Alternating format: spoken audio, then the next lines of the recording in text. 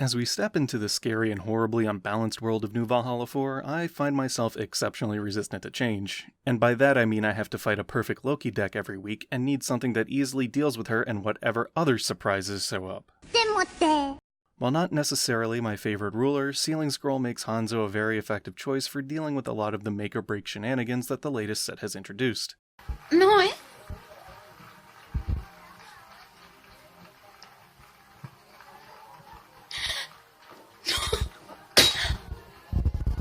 Darkness has been my preferred color of choice to mix with him, since green and black tend to give most people Sherry PTSD, and if not, they get to experience the slow and awful grind of the two most control-heavy colors firsthand.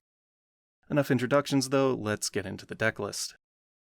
The Rune deck is a bit varied, depending on if you count Sealing Scroll as a card with an actual color identity.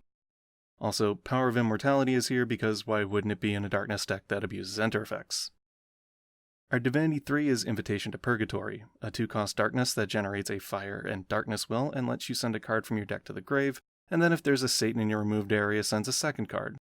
This card fuels the primary combo setup not only for Satan, but also for a few other tricks the deck can pull off. For example, you can send cards with graveyard effects like Fallen Angel of Fiery Vengeance or Lucifer, revival targets, or missing pieces of things for Dark Alice so she gets her Rainbow Will effect live. Next is Athenia's Love, a 2-cost card that lets you either force your opponent to banish a Resonator, or gives all entities you control Eternal until the end of the turn.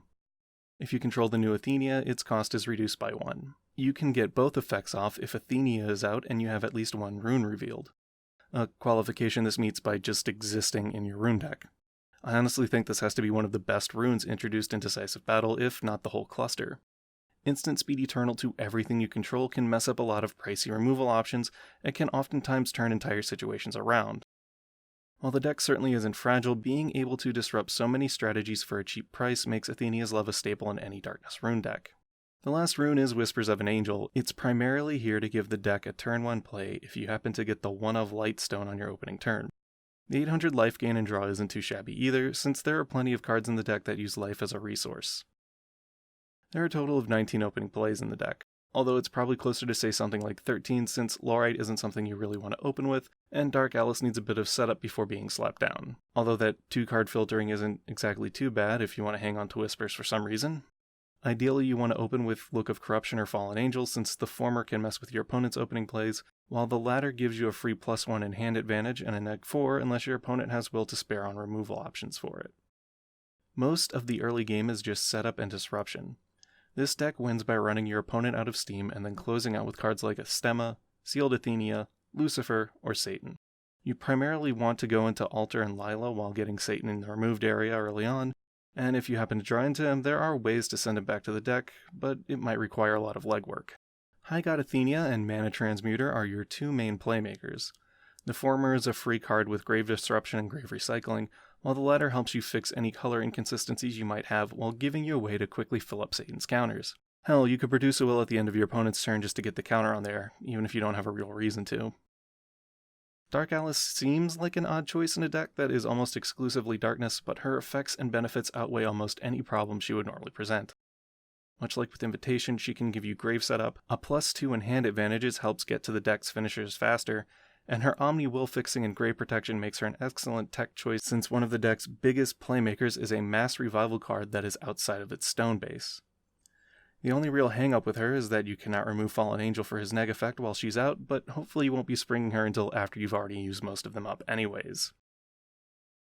The stone base is 7 darkness since it's the main color, 3 speaking stone for the few wind options, and a 1 of light stone to play Dark Alice without having to waste an altar or command of life and death on her. The side deck is 3 Urtgarda and 2 Evil Elemental to help deal with Loki even harder, 2 Favor Spell, 1 Laurite, and 1 Athenia's Love to give a complete playset of each when the situation calls for it, 4 Spider's Web because it gives an extra recovery option against other darkness decks, and also a neg option to kill off Gnarla,